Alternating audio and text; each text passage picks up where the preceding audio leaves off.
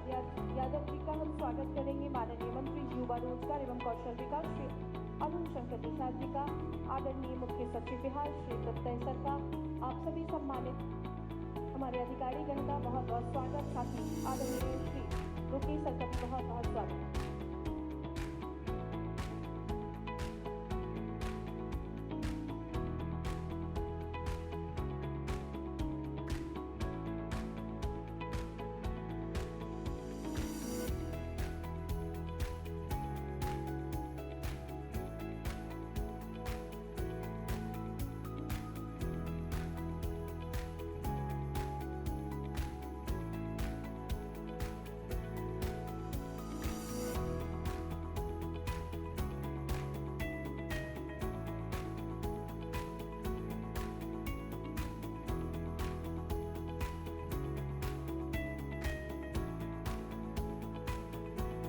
बिहार मानसिक स्वास्थ्य एवं संपन्न विज्ञान संस्थान भोजपुर में मानसिक रोग से स्वस्थ हुए व्यक्तियों के पुनर्वास एवं प्रशिक्षण केंद्र का लोकार्पण माननीय मुख्यमंत्री द्वारा किया जा रहा है। तदुपरांत दिव्यांगजन एवं ट्रांसजेंडर समुदाय के व्यक्तियों के कौशल विकास एवं आजीविका संवर्धन हेतु प्रशिक्षण केंद्र का लोकार्पण माननीय मुख्यमंत्री जी के कदमों द्वारा किया जा रहा है। इसी क्रम PDOT केंद्र का शुभारंभ माननीय मुख्यमंत्री जी के कदमों द्वारा किया जा रहा है। इन पहलों का उद्देश्य समाज के विभिन्न वर्गों को कौशल प्रशिक्षण एवं पुनर्वास आजीविका के अवसरों से जोड़ना है। 17 अभ्यर्थियों का चयन किया है और चयनित युवाओं को 17,500 से 24,000 रुपए तक का वेतन सुनिश्चित किया है। फर्स्ट फ्लाई कॉर्पोरेशन तदुपरांत आमंत्रित है अल्का इंफॉर्मेशन सिस्टम फ्लिपकार्ट कुल 1,350 अभ्यर्थियों का चयन किया है। उम्मीदवारों को प्रतिमाह 25,000 से 35,000 रुपए का वेतनमान दिया जा रहा है। और अब टीम प्लस से विकास जी आमंत्रित है। विकास ग्रुप ऑफ इंडस्ट्रीज कुल 625 अभ्यर्थियों का चयन किया है। चयनित युवाओं को 15,000 से 25,000 रुपए तक का वेतनमान दिया जा रहा है। जोरदार तालियां सभी के लिए बजनी चाहिए। और साथ ही PCI एक्सप्रेस लिमिटेड ने कुल 390 अभ्यर्थियों का चयन किया है। चयनित उम्मीदवारों को 15,000 से 33,000 रुपए तक का वेतन दिया जाएगा। जोरदार तालियां। आपने क्लाउड कंप्यूटिंग प्रतियोगिता में high traffic blood bank system auto scanning architecture विकसित किया है। 2 दिनों तक लाइव फॉल्ट फाइटिंग एवं तकनीकी चुनौतियों में सफल समस्या का समाधान किया है। और अब आमंत्रित है मोहम्मद दिलखुश माननीय मुख्यमंत्री जी के कदमों द्वारा 1 लाख रुपए का इनाम दिया जा रहा है। और आपने कूलिंग कायल निर्माण में एवं रिकवरी यूनिट की सफल स्थापना एवं कमीशनिंग व तकनीकी कौशल में उत्कृष्ट प्रदर्शन किया। 2 तालियां। बोले भारत माता की। आज मेगा जॉब फेयर 2026 के इस नियुक्ति वितरण एवं समापन समारोह में उपस्थित बिहार के लोकप्रिय उप मुख्यमंत्री आदरणीय विजय चौधरी जी, बिहार के लोकप्रिय उप मुख्यमंत्री आदरणीय विजेंद्र प्रसाद यादव जी, हमारे साथी और जो इस विभाग को आगे बढ़ाने का काम कर रहे माननीय मंत्री अरुण शंकर प्रसाद जी, बिहार सरकार के मुख्य सचिव प्रत्यय अमृत जी, मेरे कार्यालय में मेरे सचिव लोकेश कुमार जी, युवा रोजगार विभाग के सचिव कौशल किशोर जी, नवदीप शुक्ला जी, रंजीत कुमार जी, अन्य साथीगण, यहाँ पर उपस्थित तमाम हमारे नौजवान साथीगण, सभी अतिथिगण और विशेष तौर पर जिनको आज नियुक्ति पत्र मिला और जिन्होंने नियुक्ति पत्र दिया, इन दोनों को मैं विशेष तौर पर बधाई और शुभकामना देता हूं। और जैसा कि हमें बताया गया कि लगभग 20,000 से अधिक लोगों को यहां रोजगार उपलब्ध कराने में इस मेगा रोजगार मेला जो लगाया गया, इसमें 20,000 से लोगों को अधिक लोगों को रोजगार देने का काम किया। मैं सभी को इस विभाग के तरफ से, बिहार सरकार के तरफ से सबको बधाई, शुभकामना देता हूं कि आपके जीवन में बदलाव आने का रास्ता का केंद्र खोल सके। और जैसा कि बताया गया कि कई चीजों का आज उद्घाटन हुआ, क्योंकि जिले में अभी तक हम लोग प्रदेश स्तर पर, राजकीय स्तर पर हम लोग इस कार्यक्रम का करते थे, नियोजन मेला करते थे, फिर प्रमंडलीय स्तर पर करते थे।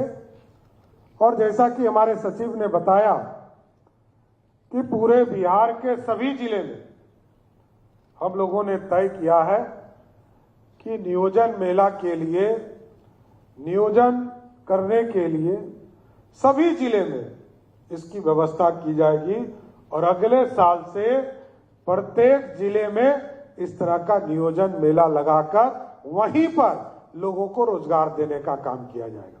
यहां आने की जरूरत नहीं पड़ेगी। और जैसे पिछले 4 दिनों में 19 तारीख को, 20 तारीख को, 21 तारीख को, 22 तारीख को लगभग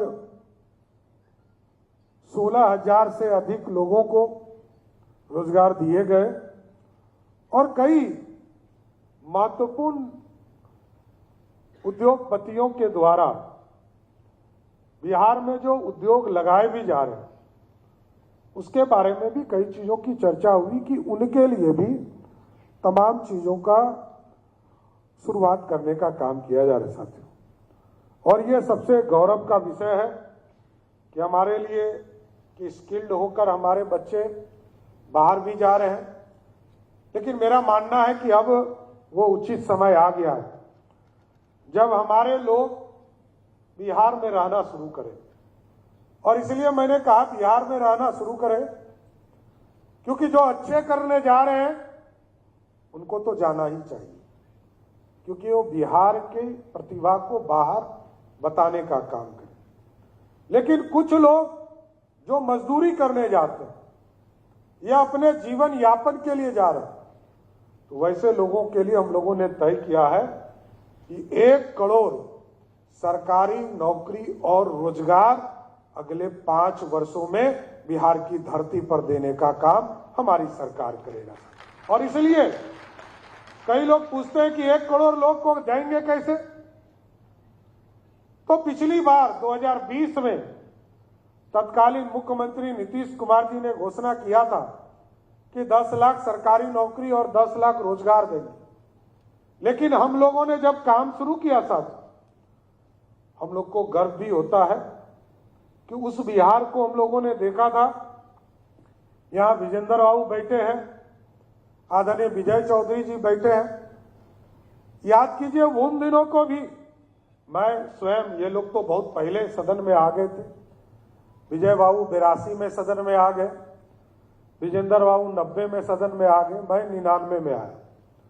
और मैं जानता हूं कि बिहार जब बटा नहीं था, बिहार की अर्थव्यवस्था, जहां बिहार में मात्र 6,000 करोड़ का बजट होता था और बिहार के 6,000 करोड़ के बजट में 87% रेवेन्यू झारखंड जैसे राज्य से आता था, क्योंकि सरदार अटल बिहारी वाजपेयी जी का आह्वान था कि आदिवासी समाज के कल्याण के लिए अलग राज्य बनेगा, उसको बनाने का काम किया।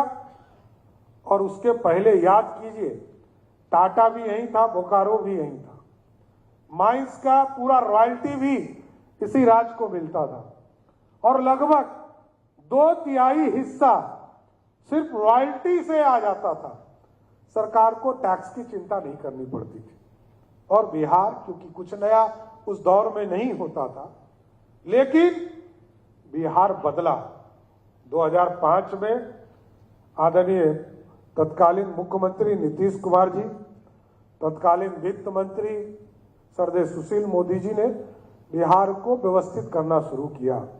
आदरणीय प्रधानमंत्री नरेंद्र मोदी जी 2014 में आए और विकसित भारत की कल्पना को लेकर जमीन पर उतरना शुरू किया साथ। और जब दोनों मिल गए तो डबल इंजन की सरकार बनकर 2020 में 10 लाख सरकारी नौकरी और 10 लाख रोजगार के जगह पर हमें गर्व है कि 2025 में जब हम ये घोषणा कर रहे थे कि हम 1 करोड़ लोगों को सरकारी नौकरी रोजगार देंगे, तो इसके पहले जो प्रेरणा मिली 10 लाख सरकारी नौकरी का घोषणा था, लगभग 11.5 लाख लोगों को सरकारी नौकरी दी गई और लगभग 51 लाख लोगों को रोजगार देने का काम बिहार की सरकार ने किया। इसलिए हमें पूर्ण भरोसा है कि इस बार 1 करोड़ का लक्ष्य हम छुएंगे और 1 करोड़ का लक्ष्य छूने के लिए तेज गति से विकास करना पड़ेगा, क्योंकि अभी तक बजट के प्रावधान के हिसाब से हम चीजों की स्थापना करते थे, चाहे वो इंफ्रास्ट्रक्चर हो, चाहे वो स्किल डेवलपमेंट का काम हो, कई चीजों के काम में हम सरकार के ऊपर ही निर्भर होते थे। लेकिन अब हम लोगों ने तय किया है पीपीपी मोड पर भी जाएंगे। अभी हम वर्ल्ड ट्रेड सेंटर हम लोगों ने आग्रह किया है भारत सरकार से और एनबीसीसी को इसके लिए चुना भी है कि हम पटना के अंदर दुनिया के लोगों को बुलाकर पटना में वर्ल्ड ट्रेड सेंटर बनाएंगे और वहीं पर लोगों का रोजगार का रास्ता खुलेगा सर, क्योंकि लाखों लोगों को रोजगार भी देना है और उनकी समृद्धि का रास्ता भी खोलना, बिहार के इंफ्रास्ट्रक्चर के काम को भी बढ़ाना। अभी आप देख रहे होंगे यहाँ पर मैरीन ड्राइव बना है, 1970 में मैरीन ड्राइव मुंबई ने बना लिया। आदरणीय नीतीश कुमार जी ने 2013 में इसकी शुरुआत की और 2025 में इसका पूरा हुआ, क्योंकि हम अपने संसाधन से इसको पूरा करने का काम कर रहे हैं।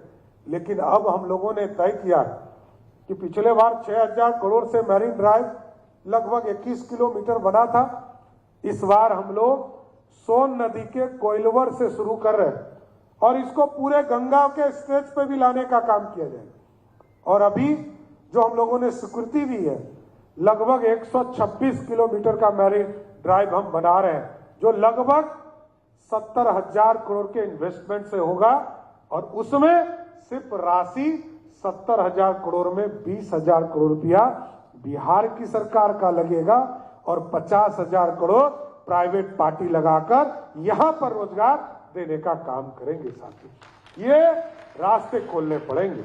इसलिए हम लोगों ने अभी तय किया है, कई सेक्टर है जिसकी स्थापना करना है, चाहे वो रोजगार का मामला हो या इंफ्रास्ट्रक्चर का मामला हो।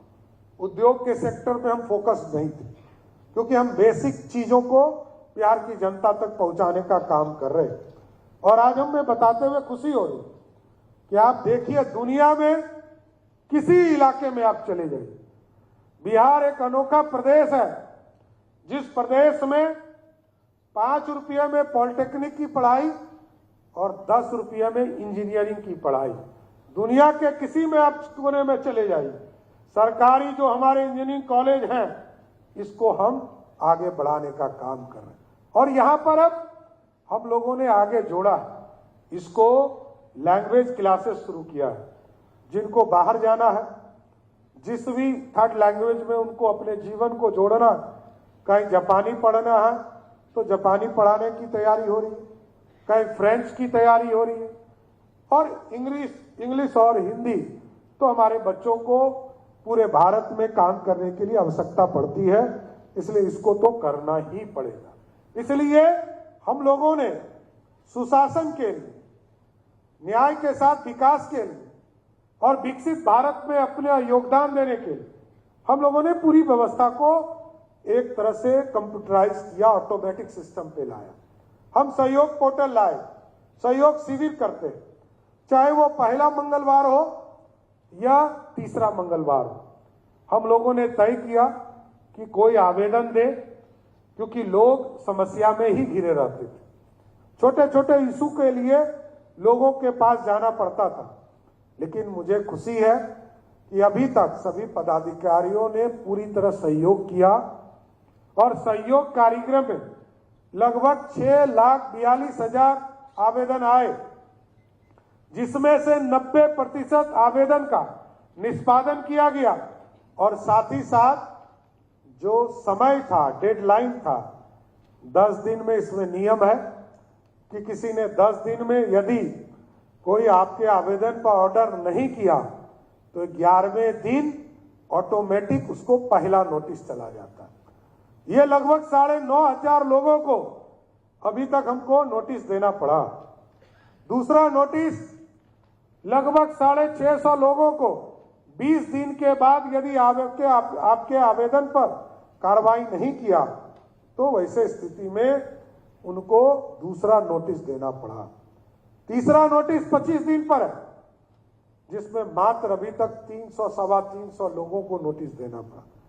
अभी तक किसी पदाधिकारी और कर्मचारी ने हिम्मत नहीं जुटाया है कि वो 30 दिन पार करे, क्योंकि 30 दिन पार करने के बाद उनसे कोई स्पष्टीकरण नहीं पूछेगा, सीधा निलंबन की कार्रवाई मुख्यमंत्री कार्यालय से आदेश देने का काम करेगा साथ। इसलिए ये सुशासन को आगे बढ़ाने का काम किया जा रहा है। लेकिन मैं वैसे साथी को जो विश्व कौशल प्रतियोगिता 2026 में संघई में होने वाले की ओर संघई में होने वाले में भारत का प्रतिनिधित्व करने वाले हैं, वैसे लोगों को विशेष तौर पर बधाई देता हूं, क्योंकि बिहार कौशल मिशन से अब तक 25 लाख से अधिक युवा प्रशिक्षित हुए हैं। कुशल युवा कार्यक्रम के तहत 12 लाख युवाओं को प्रमाण पत्र दिया जा चुका है और जो लोग बाहर जाकर उनके परिवार को आर्थिक सहयोग, किसी को 1 लाख से 1 लाख सहयोग किया और किसी को 50,000 का सहयोग किया गया। इसलिए साथियों, ये पूरा माहौल, क्योंकि जीवन बदलने का समय है और जीवन एक बार यदि स्किल्ड हो जाते हैं बच्चे तो उनका जीवन पूरी तरह बदल जाता है। इसलिए हम लोगों ने नीचे भी, चाहे आप देखेंगे डिग्री कॉलेज खोलने की बात हो, एक साथ 278 डिग्री कॉलेज अभी तक आजादी के बाद 15 जुलाई तक थे। अब बिहार में एक साथ 211 डिग्री कॉलेज खोले गए, जिससे कि बच्चों को पटना या भागलपुर या गया जी आने की जरूरत नहीं पड़ी। अब उनके प्रखंड स्तर पर ही उनको डिग्री कॉलेज में पढ़ाई करने का मौका मिल सकेगा। अभी तक लोगों को किसी को इंस्टीट्यूट में, कभी किसी को कोटा तैयारी करने के लिए जाना पड़ता था। हम लोगों के ने कहा इसको नीचे स्तर पर ले चलिए।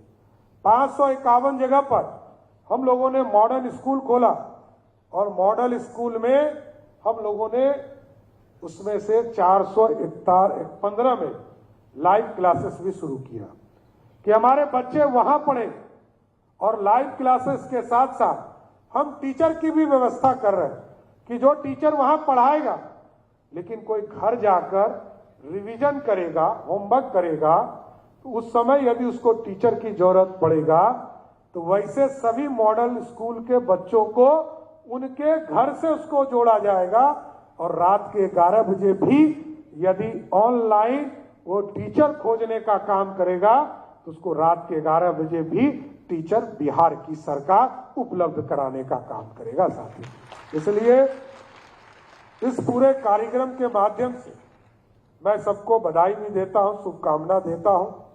रोजगार आपके जीवन में आया और लेकिन इससे भी महत्वपूर्ण है कि वो जिम्मेदारी जो आज आपके कंधे पर आ रही उसको आप निभाइए। आप जिस संस्था में काम करेंगे वहां बिहार की मेहनत और प्रतिभा का प्रतिनिधित्व करेंगे। आपकी सफलता से आपके परिवार को गर्व होगा, आपकी सफलता से दूसरे युवाओं का विश्वास बढ़ेगा और आपकी सफलता बिहार की विकास की कहानी को मजबूत करेगा।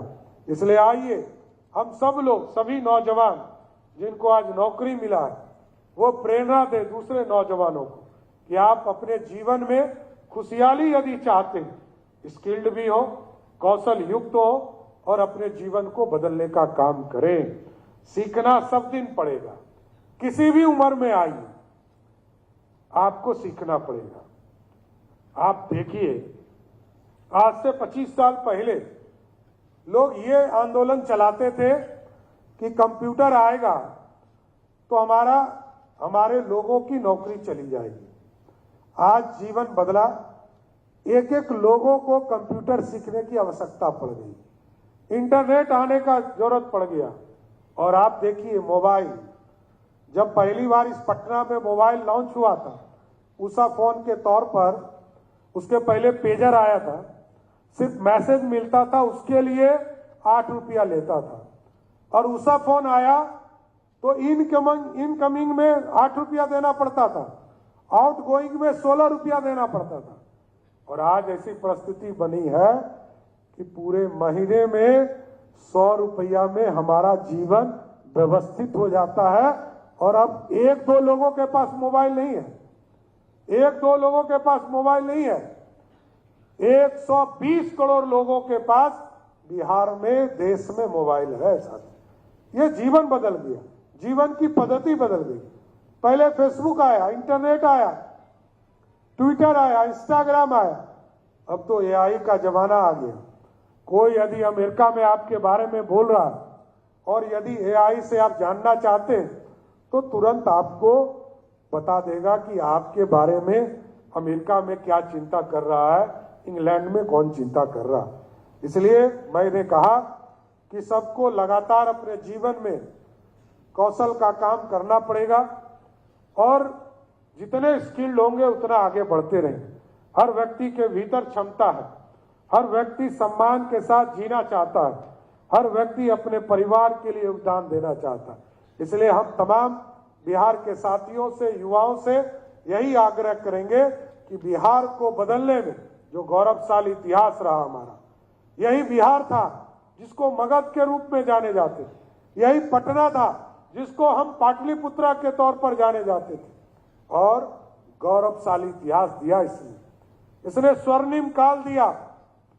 आजादी जरूर हमें 47 में मिली, आज से 2000 वर्ष पहले हम पूरी तरह विकसित भी थे, समृद्ध भी थे।